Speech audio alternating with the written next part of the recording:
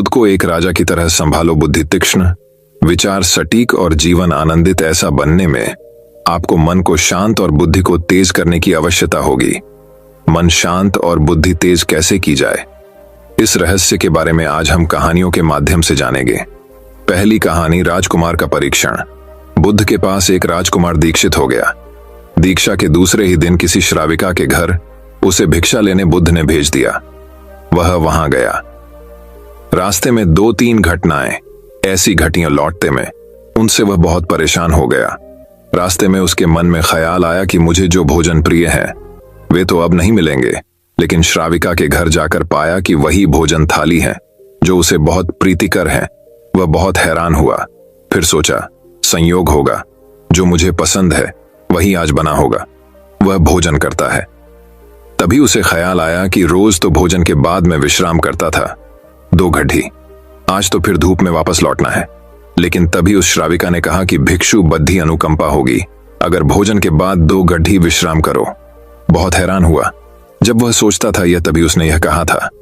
फिर भी सोचा, संयोग की ही बात होगी कि मेरे मन भी बात आई और उसके मन में भी सहज बात आई कि भोजन के बाद भिक्षु विश्राम कर ले। चटाई बिछा दी गई। वह लेट गया। लेटते ही उसे ख्याल आया कि आज न तो अपना कोई साया है, न कोई छप्पर है अपना, न अपना कोई बिछौना है। अब तो आकाश छप्पर है, जमीन बिछौना है। यह सोचता था। वह श्राविका लौटती थी। उसने पीछे से कहा, भंते, ऐसा क्यों सोचते हैं? न तो किसी की शैया है, न किसी का साया है। अब संयोग मानना कठिन था। अब तो बात स्पष्ट थी। वह उठकर बैठ गया और उसने कहा कि मैं बड्ढी हैरानी में हूं। क्या मेरे विचार तुम तक पहुंच जाते हैं? क्या मेरा अंतःकरण तुम पढ़ लेती हो? उस श्राविका ने कहा, निश्चित ही। सबसे पहले स्वयं के विचारों का निरीक्षण शुरू किया था। अब तो हालत उलटी हो गई। स्वयं के विचार तो निरीक्षण करते करते क्षीण हो गए और विलीन हो गए। मन हो गया निर्विचार। अब तो जो निकट होता है उसके विचार भी निरीक्षण में आ जाते हैं। वह भिक्षु घबराकर खैड़ीडिया हो गया और उसने कहा कि मुझे आज्ञा दें, मैं जाऊं। उसके हाथ पैर कांपने लगे। उस श्राविका ने कहा, इतने घबराते क्यों हैं? इसमें घबराने की क्या बात है? लेकिन भिक्षु फिर रुका नहीं। वह वापस लौटा। उसने बुद्ध से कहा, क्षमा करें, उस द्वार पर दोबारा भिक्षा मांगने मैं न जा सकूंगा। बुद्ध ने कहा, कुछ गलती हुई, वहां कोई भूल हुई। उस भिक्षु ने कहा, न तो भूल हुई न कोई गलती, बहुत आदर सम्मान, और जो भोजन मुझे प्रिय था वह मिला। लेकिन वह श्राविका, वह युवती दूसरे के मन के विचारों को पढ़ लेती है। यह तो बड़ी ही खतरनाक बात है, क्योंकि उस सुंदर युवती को देखकर मेरे मन में तो काम वासना भी उठी, विकार भी उठा था। वह भी पढ़ लिया गया होगा। अब मैं कैसे वहां जाऊं? कैसे उसके सामने खड़रडहा होऊंगा?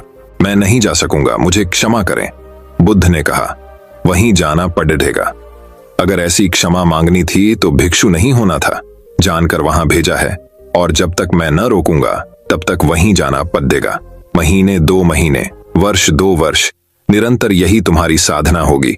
लेकिन होश पूर्वक जाना, भीतर जागे हुए जाना और देखते हुए जाना कि कौन से विचार उठते हैं, कौन सी वासनाएं उठती हैं, और कुछ भी मत करना।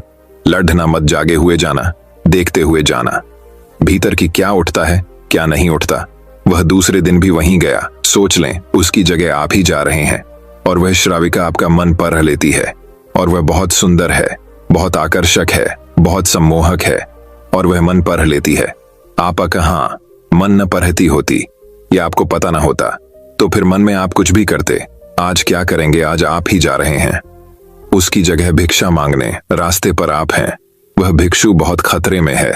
अपने मन को देख रहा है, जागा हुआ है। आज पहली दफा जिंदगी में वह जागा हुआ चल रहा है। सडीडीडिया चक पर जैसे जैसे उस श्राविका का घर करीब आने लगा, उसका होश बढ़ने लगा। भीतर जैसे एक दिया जलने लगा और चीजें साफ दिखाई पड़ने लगीं, और विचार घूमते हुए मालूम होने लगे, जैसे उसकी सीढ़ियां चरहा। एक सन्नाटा छा गया भीतर। होश परिपूर्ण जग गया। अपना पैर भी उठाता है तो उसे मालूम पड़ रहा है। श्वास भी आती जाती है तो उसके बोध में है। जरा सा भी कंपन विचार का भीतर होता है। लहर उठती है कोई वासना की, वह उसको दिखाई पड़ रही है। वह घर के भीतर प्रविष्ट हुआ। मन में और भी गहरा शांत हो गया। वह बिल्कुल जागा हुआ है, जैसे किसी घर में दिया जल रहा हो और एक एक चीज कोना कोना प्रकाशित हो रहा हो। वह भोजन को बैठा, उसने भोजन किया, वह उठा, वह वापस लौटा, वह उस दिन नाचता हुआ वापस लौटा, बुद्ध के चरणों में गिर पड़ा और उसने कहा, अद्भुत हुई बात। जैसे जैसे मैं उसके निकट पहुंचा और जैसे जैसे मैं जागा हुआ हो गया, वैसे वैसे मैंने पाया कि विचार तो विलीन हो गए, कामनाएं तो क्षीण हो गईं, और मैं जब उसके घर में गया तो मेरे भीतर पूर्ण सन्नाटा था। वहां कोई विचार नहीं था, कोई वासना नहीं थी, वहां कुछ भी नहीं था। मन बिल्कुल शांत और निर्मल दर्पण की भांति था। बुद्ध ने कहा, इसी बात के लिए वहां भेजा था, कल से वहां जाने की जरूरत नहीं। अब जीवन में इसी भांति जियो, जैसे तुम्हारे विचार सारे लोग पढ़ रहे हों। अब जीवन में इसी भांति चलो, जैसे जो भी तुम्हारे सामने है वह जानता है, तुम्हारे भीतर देख रहा है। इस भांति भीतर चलो और भीतर जागे रहो। जैसे जैसे जागरण बढ़ेगा, वैसे वैसे विचार, वासनाएं क्षीण होती चली जाएंगी। जिस दिन जागरण पूर्ण होगा, उस दिन तुम्हारे जीवन में कोई कालिमा, कोई कालेश रह जाने वाला नहीं है। उस दिन एक आत्मक्रांति हो जाती है। इस स्थिति के जागने को, इस चैतन्य के जागने को मैं कह रहा हूं विवेक का जागरण। तो दर्शकों, चलिए अब हमारे दूसरे कहानी की शुरुआत करते हैं। दूसरी कहानी, मौन का महत्व। एक व्यक्ति, कोई जिज्ञासु एक दिन आया। उसका नाम मौलुंकपुत्र था। एक बड़ा ब्राह्मण विद्वान 500 शिष्यों के साथ बुद्ध के पास आया था। निश्चित ही उसके पास बहुत सारे प्रश्न थे। एक बड़े विद्वान के पास ढेर सारे प्रश्न होते ही हैं, समस्याएं ही समस्याएं।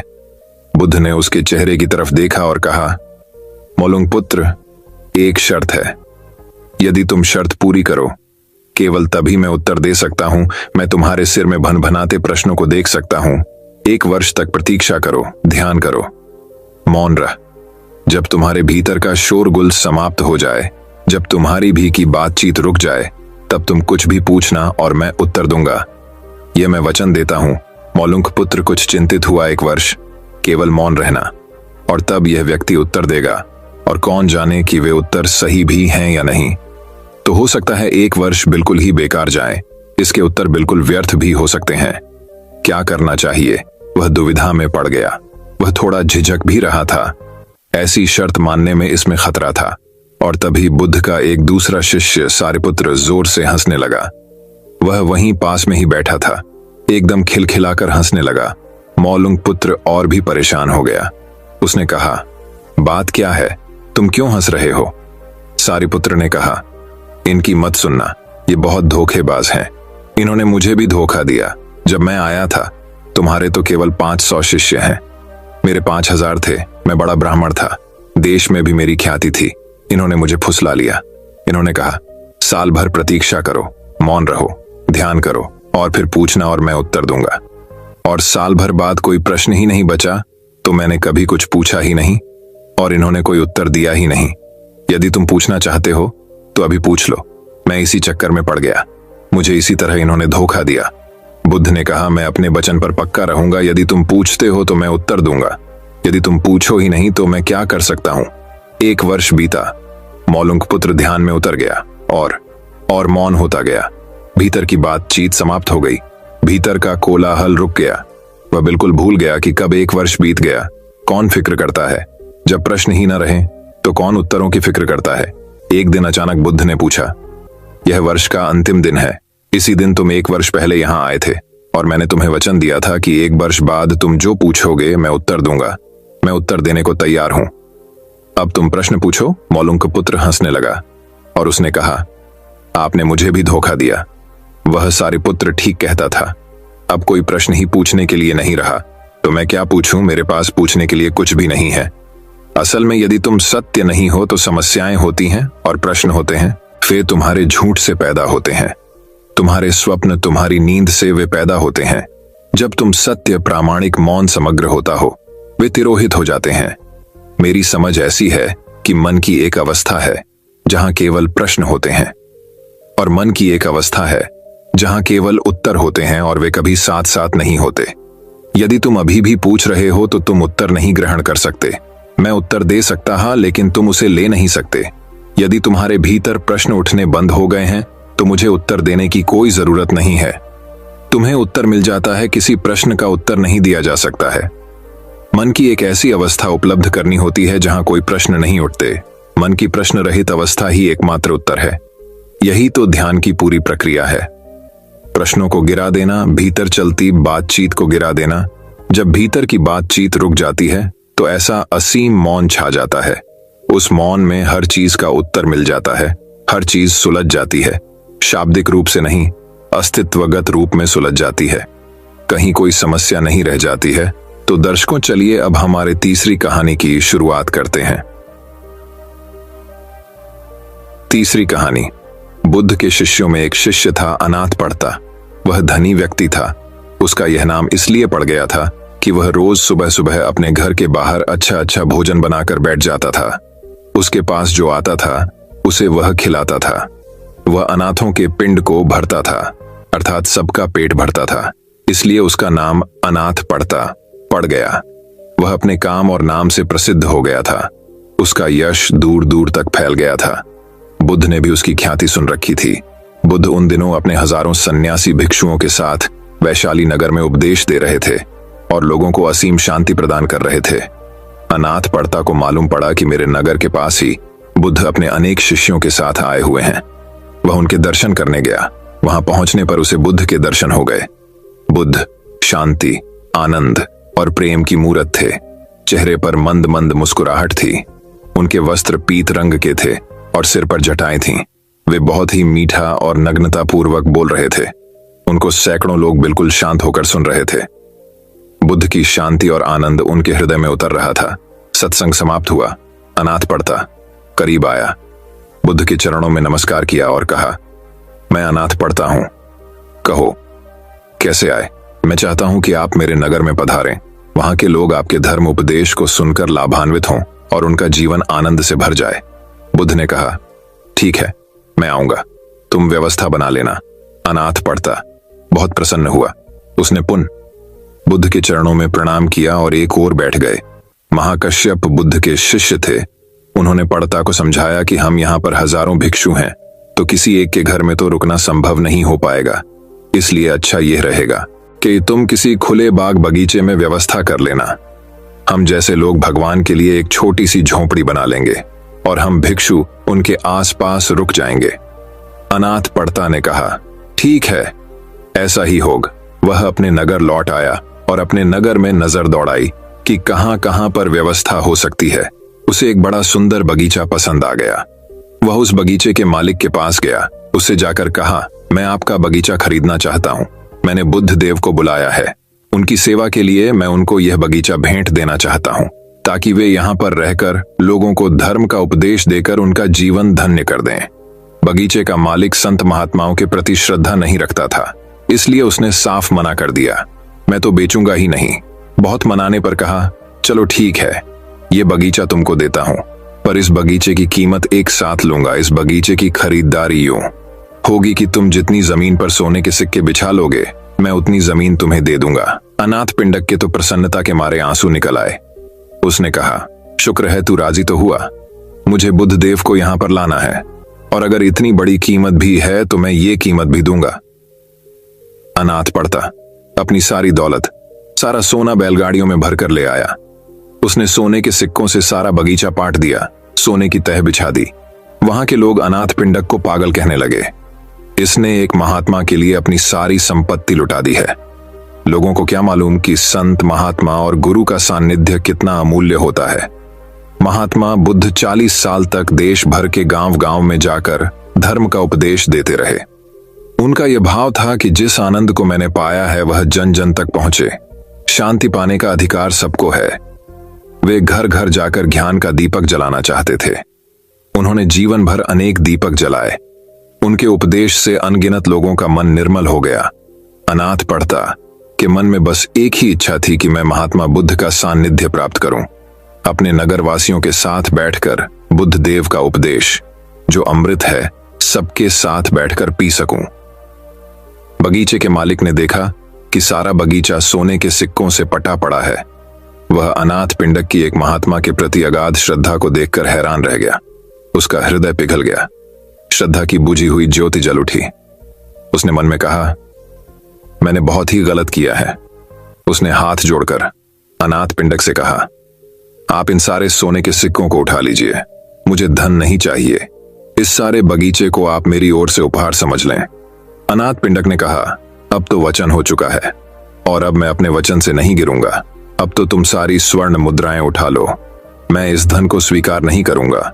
ऐसा सुनकर बगीचे के मालिक ने अनाथ पड़ता के चरण पकड़कर कहा, आप मुझे माफ करें, मैंने आपके साथ जो व्यवहार किया है वह ठीक नहीं था। आज मैं पछता रहा हूं और मुझे स्वयं पर ग्लानि हो रही है। अनाथ पड़ता को उस पर दया आ गई।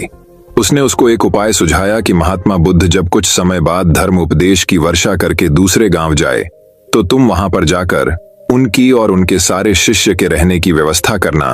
धन के लोभ से सत्संग का लोभ कहीं अधिक श्रेष्ठ होता है। तो दर्शकों, चलिए अब हमारे चौथे कहानी की शुरुआत करते हैं। चौथी कहानी सुख क्या है। एक दिन बहुत से भिक्षु बैठे बात कर रहे थे कि संसार में सबसे बड़ा सुख क्या है। अगर संसार में सुख ही था तो छोड़कर आए क्यों। जब संसार में दुख ही दुख रह जाए तभी तो कोई संन्यस्त होता है।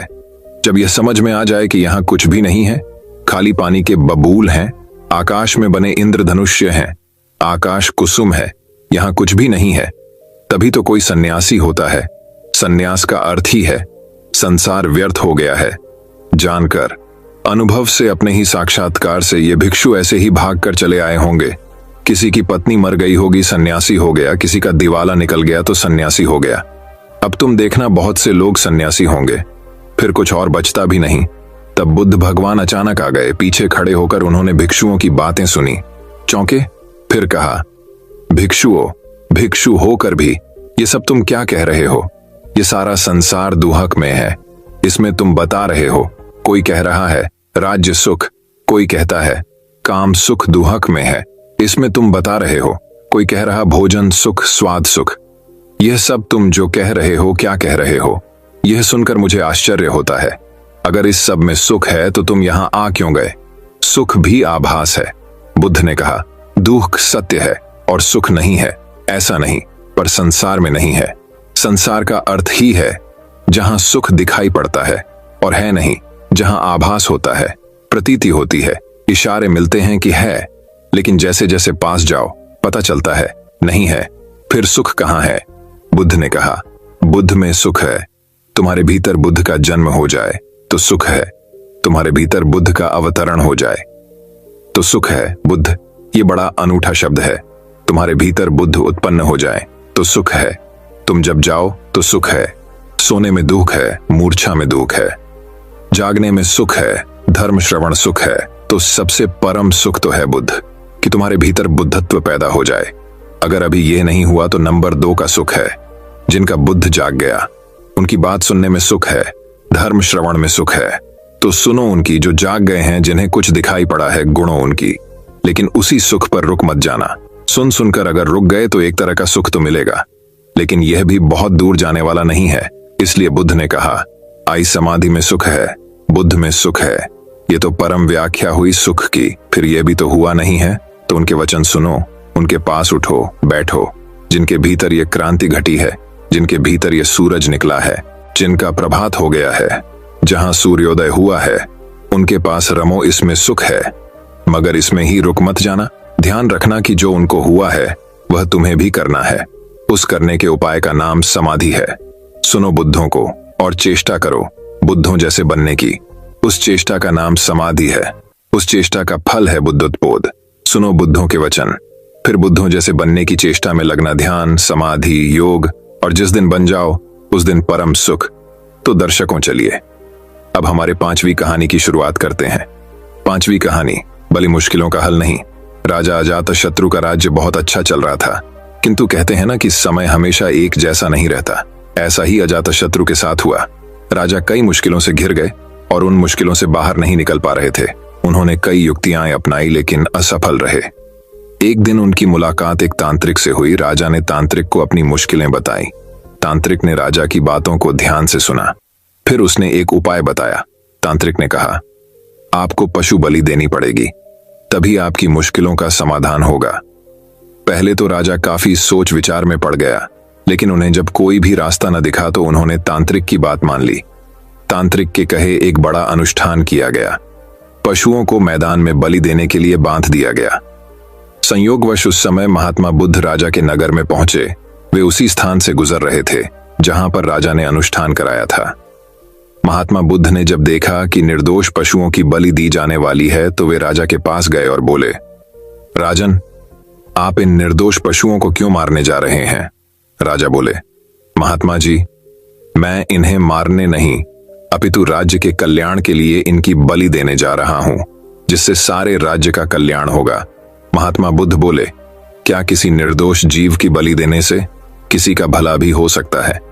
थोड़ा सा रुककर महात्मा बुद्ध ने जमीन से एक तिनका उठाया और राजा को देते हुए बोले, इसे तोड़कर दिखाएं। राजा ने तिनके के 2 टुकड़े कर दिए। बुद्ध बोले, इसे अब पुनः जोड़ दें।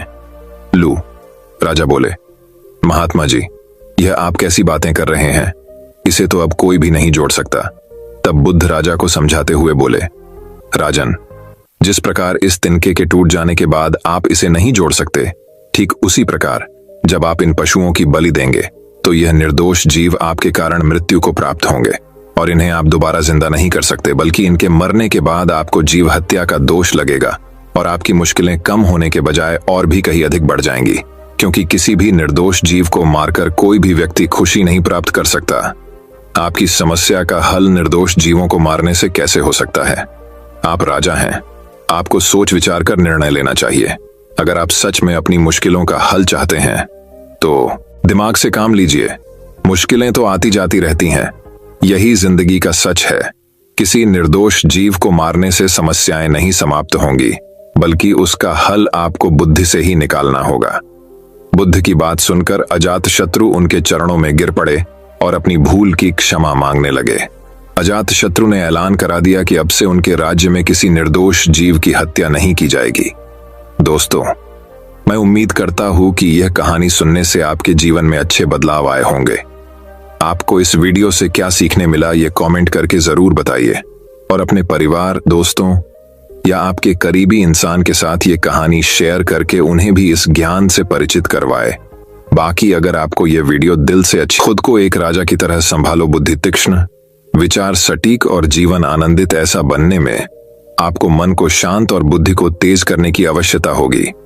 मन शांत और बुद्धि तेज कैसे की जाए, इस रहस्य के बारे में आज हम कहानियों के माध्यम से जानेंगे। पहली कहानी, राजकुमार का परीक्षण। बुद्ध के पास एक राजकुमार दीक्षित हो गया। दीक्षा के दूसरे ही दिन किसी श्राविका के घर उसे भिक्षा लेने बुद्ध ने भेज दिया। वह वहां गया। रास्ते में 2-3 घटनाएं ऐसी घटियां लौटते में उनसे वह बहुत परेशान हो गया। रास्ते में उसके मन में ख्याल आया कि मुझे जो भोजन प्रिय है वे तो अब नहीं मिलेंगे, लेकिन श्राविका के घर जाकर पाया कि वही भोजन थाली है जो उसे बहुत प्रीतिकर है। वह बहुत हैरान हुआ। फिर सोचा, संयोग होगा, जो मुझे पसंद है वही आज बना होगा। वह भोजन करता है। तभी उसे ख्याल आया कि रोज तो भोजन के बाद मैं विश्राम करता था 2 घड़ी, आज तो फिर धूप में वापस लौटना है। लेकिन तभी उस श्राविका ने कहा कि भिक्षु बद्धी अनुकंपा होगी अगर भोजन के बाद 2 घड़ी विश्राम करो। बहुत हैरान हुआ जब वह सोचता था यह, तभी उसने यह कहा था।